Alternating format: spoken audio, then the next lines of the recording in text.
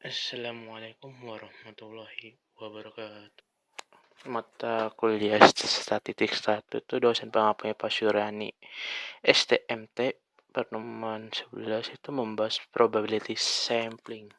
Izin memperkenalkan diri, nama saya Muhammad Yan Pertama dari Manajemen Semester 3, Fakultas Ekonomi dan Bisnis Universitas Al-Khairiyah Cilegon. Saya di sini akan menjelaskan tentang probability sampling, yaitu probability sampling adalah suatu teknik pengambilan sampel di mana semua elemen mempunyai peluang untuk terpilih menjadi sampel. Dengan menggunakan teknik ini, berarti tidak ada kendala apapun untuk melakukan penelitian terhadap kemungkinan atau probabilitas dari elemen manapun jika terpilih sebagai sampel. Pengertian probability sampling menurut para ahli itu pengertian probability sampling menurut Sugiono 2012 ayat 92 yaitu suatu teknik pengambilan sampel yang memberikan kesempatan atau peluang yang sama untuk setiap anggota atau unsur populasi untuk dipilih menjadi anggota sampel. Ada 5 macam simple random sampling, yaitu yang pertama, teknik sampling secara acak. Setiap individu dalam populasi memiliki peluang yang sama untuk menjadi sampel. Yang kedua itu syarat. Anggota populasi dianggap homogeni. Yang ketiga itu cara pengambilan sampel bisa melalui undian. Yang keempat itu sampling ini memiliki bias terkecil dan generalisasi tinggi. Yang kelima itu banyak digunakan dalam penelitian sains. Jenis-jenis probability sampling itu yang pertama simple random sampling.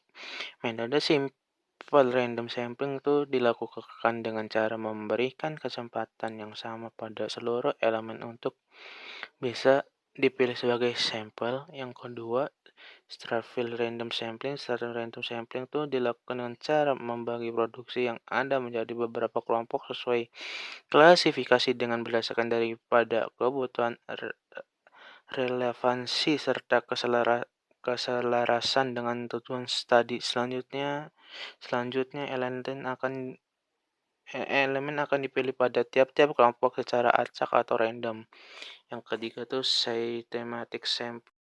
Metode systematic sampling itu dilakukan melalui cara peneliti memberi batasan berupa sebuah elemen dari setiap populasi yang akan terpilih sebagai sampel. Dengan begitu elemen pertama pada setiap kelipatan akan terpilih sebagai sampel. Dalam menentukan urutan elemen tetap dilakukan secara acak atau random. Keempat itu double sampling. Jenis double sampling akan dipakai apabila peneliti ingin memperoleh data yang lebih rinci atau detail dari data yang sebelumnya diperoleh. Yang kelima itu cluster sampling. Itu jenis cluster sampling akan tepat untuk dipilih apabila peneliti menginginkan pada setiap kelompok elemen heterogenitasnya tetap terjaga.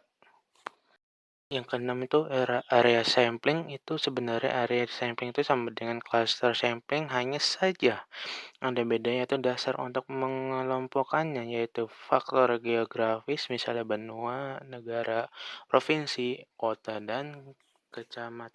Teknik probability sampling itu ada 5 macam. Itu yang pertama, pengambilan sampel acak atau simple random sampling. Itu pengambilan sampel acak sederhana itu dianggap sebagai metode pengambilan sampel probabilitas yang paling mudah. Untuk melakukan pengambilan sampel acak sederhana, yaitu harus dilakukan peneliti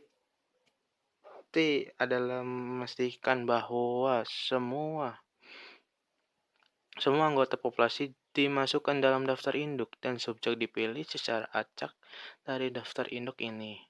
Yang kedua, pengambilan sampel acak bertingkat atau stratified random sampling, yaitu pengambilan sampel acak bertingkat juga disebut sebagai sampel acak proporsional. Dalam pengambilan sampel ini, subjek awalnya dikelompokkan ke dalam klasifikasi yang berbeda jenis kelamin, tingkat pendidikan, atau status sosial ekonomi. Yang ketiga itu pengambilan sampel acak klaster atau area cluster atau random sampling. Itu pengambilan sampel secara acak kelompok atau cluster dilakukan jika ukuran populasi terlalu besar untuk melakukan pengambilan sampel acak sederhana. Yang keempat itu pengambilan sampel sistematis, systematic sampling. Pengambilan sampel acak sistematis sering dibandingkan dengan pengembangan aritmatika di mana perbedaan antara dua angka berurutan memiliki nilai yang sama. Dan yang kelima itu pengambilan sampel multitahap, multi-stage sampling. 4 metode yang telah kita bahas sejauh ini dilakukan secara sederhana, bertingkat, closer, dan sistematis. Dalam penelitian sosial, terapan yang paling nyata kita akan menggunakan metode pengambilan sampel yang jauh lebih kompleks daripada varian sederhana ini. Ini ada kelebihan dan kekurangan probability sampling. Itu kelebihan probability sampling itu ada 3 macam ya, yaitu bagian A, pengambilan sampel cluster itu kenyamanan dan kemudahan penggunaan. B, pengambilan sampel acak sederhana membuat sampel yang sangat mewakili populasi.